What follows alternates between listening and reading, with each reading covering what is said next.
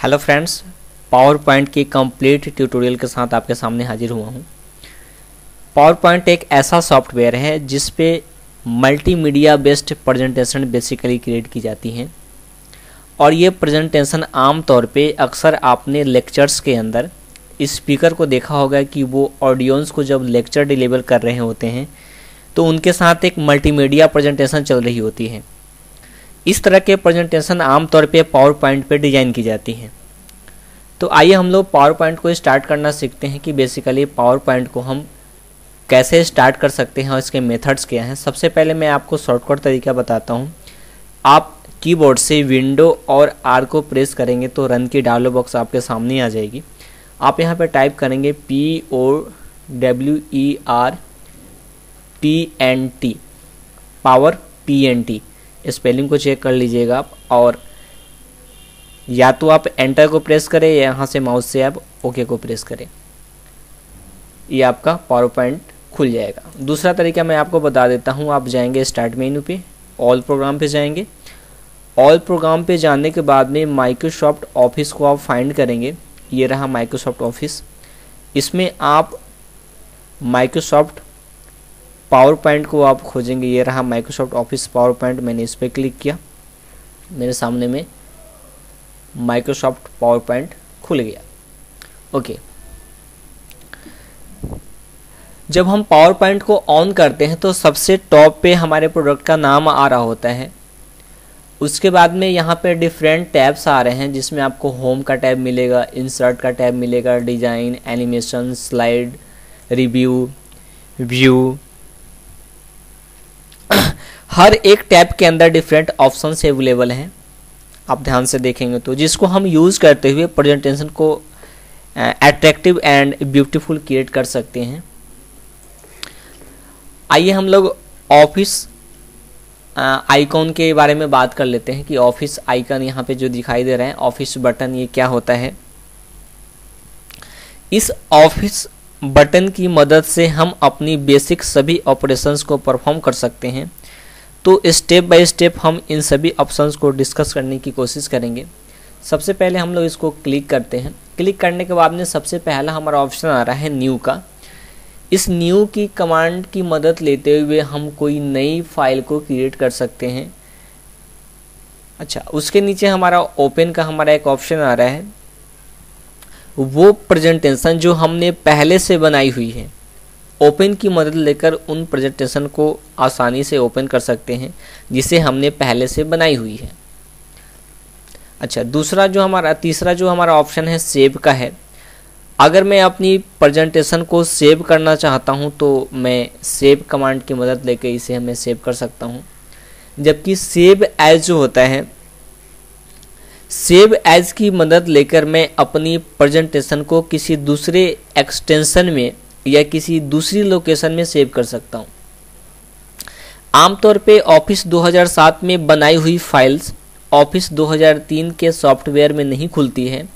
इसकी वजह यह है कि हायर वर्जन कभी भी लोअर वर्जन को सपोर्ट नहीं करता है।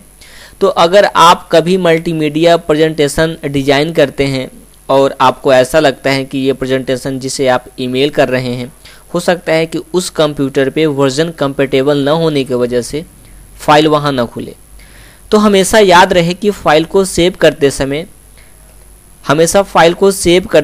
पावर पॉइंट 97 2003 प्रेजेंटेशन इन्वायरमेंट में इसको सेव करें। इससे आपको फ़ायदा ये होगा कि वो सभी सॉफ्टवेयर जो कि लो वर्जन सपोर्टेड हैं या ऑफिस 97 से लेकर करेंट 2012 तक के जितने भी सॉफ्टवेयर्स हैं, उन सभी पे ये फाइल आसानी से खुल जाएगी। अच्छा, देन उसके बाद अगर आप कोई प्रेजेंटेशन ईमेल करते हैं, अपलोड करते हैं और आप चाहते हैं कि बगैर पावर पॉइंट इन्वायरमेंट के ये फाइल कहीं भी खुल जाए।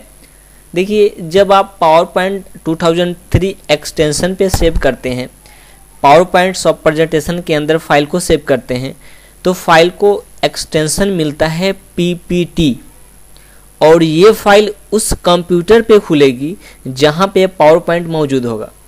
जिन कंप्यूटर्स में पावर पॉइंट नहीं होगा वहाँ पे ये फाइल्स नहीं खुल पाएंगी।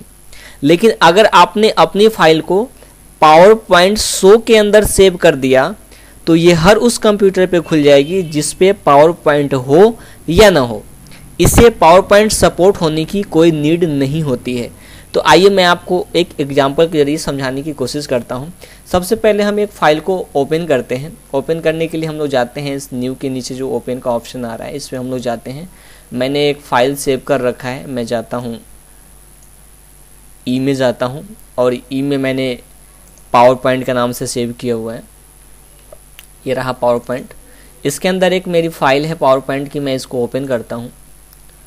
ओपन करने के बाद में हमारे विंडो पे यहाँ पे पावर पॉइंट बनी बनाई एक स्लाइड्स दिखाई दे रही है। इसे मैं क्या करता हूँ कि इसको मैं पहले सेव एज करके मैं इसको डेस्कटॉप पे सेव कर लेता हूँ।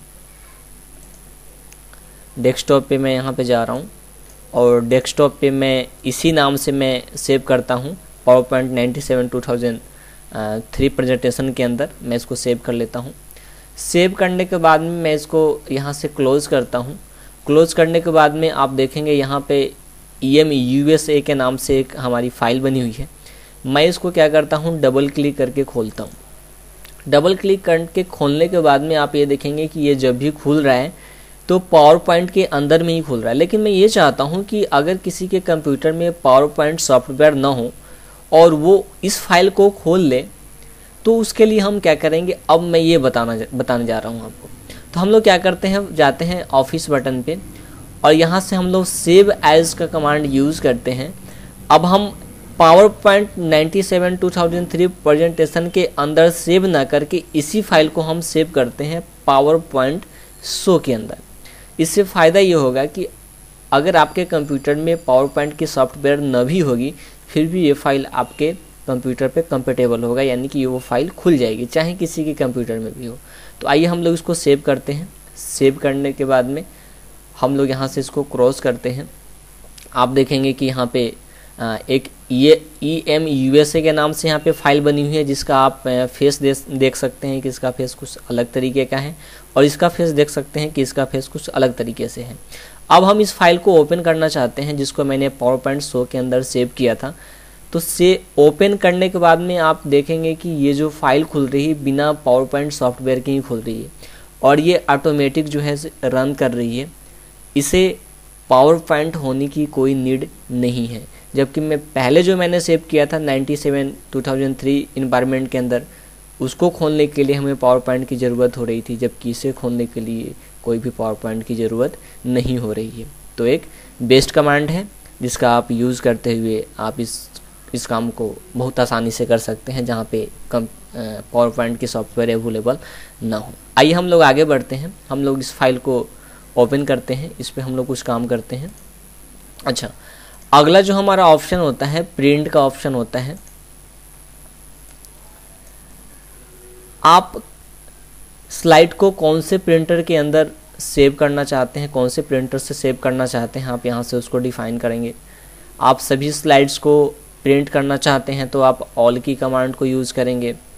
अगर यहाँ पे अगर स्लाइड्स को आप चूज करते हैं तो सपोज डेट मान लीजिए कि आपके पास 1 of 20 पेजेस हैं, उसमें से आप 1 of 10 पेज को प्रिंट करना चाहते हैं तो आप यहाँ पे टाइप करेंगे 1 और 10 लिखकर आप जैसे ही ओके को प्रेस करेंगे, आपका 1 of 10 जो पेजेस होंगे वो प्रिंट होके निकल जाएंगे।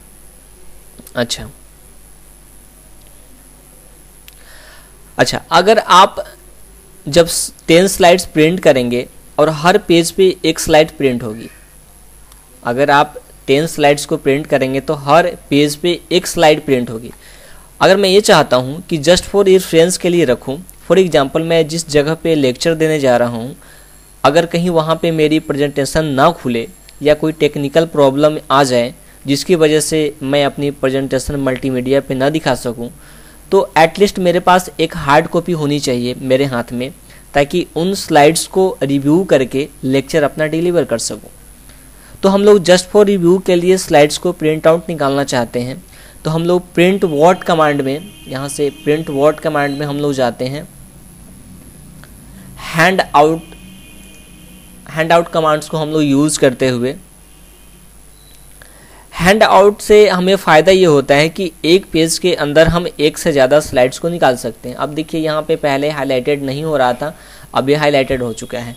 अब पेज एक के अंदर आप 6 निकाल सकते हैं, 6 यानी कि स्लाइड्स आप क्रिएट कर सकते हैं। आप यहाँ से बढ़ा भी सकते हैं, 9 भी कर सकते हैं। आप जितना एक पेज पे निकालना चाहते हैं आप इसके मदद से आप निकाल सकते हैं। आप पेज को हॉरिजॉन्टल रखना चाहते हैं, वर्टिकल में रखना चाहते हैं, यहाँ से आप उस चीज़ को डिफाइन कर सकते हैं। फिल वक्त मैं इसको कैंसिल कर रहा हूँ और आगे की कमांड के बारे में डिस्कस कर रहा हूँ। हम लोग जाते हैं ऑफिस बटन पे। अगला जो हमारा ऑप्शन होता है प्रिंट में ही प्रिंट प्रीव्यू का, कहने का मतलब कि आप प्रिंट होने के बाद में इस स्लाइड को कैसे देखेंगे उससे आप पहले भी देख सकते हैं प्रिंट प्रीव्यू की मदद लेकर। आप यहाँ से नेक्स्ट पेज करते जाएंगे, आपके आगे वाले जो पेज हैं वो यहाँ से दिखेंगे कि आने वाला जो पेज है हमारा वो कैसा रहेगा। अगर आप चाहते हैं इसको क्लोज़ करना तो आप यहाँ पे क्लोज प्रिंट प्रीव्यू को क्लोज़ करके यहाँ पे क्लिक करके आप इसे क्लोज़ कर सकते हैं। जबकि आप इससे बाहर निकलना चाहते हैं तो आप यहाँ से क्लोज़ के बटन पे क्लिक करेंगे तो आप पावर पॉइंट से बाहर निकल जाएंगे। तो मैं यहाँ पे क्लिक करता हूँ तो आप देखेंगे कि पावर पॉइंट का जो मेरा स्लाइड था वो यहाँ से हट चुका है और ये दोबारा से खोलने के लिए फिर से तैयार हो गया है। तो नेक्स्ट ट्यूटोरियल के अंदर मैं आपको कुछ होम के टैब में से मैं आपको डिस्कस करूँगा कि एक कंप्लीट स्लाइड्स को हम लोग कैसे क्रिएट कर सकते हैं, उसके क्या मेथड्स हैं। तो ये सब चीज़ें मैं आपको नेक्स्ट ट्यूटोरियल में प्रोवाइड करूँगा। बहुत बहुत धन्यवाद आपका।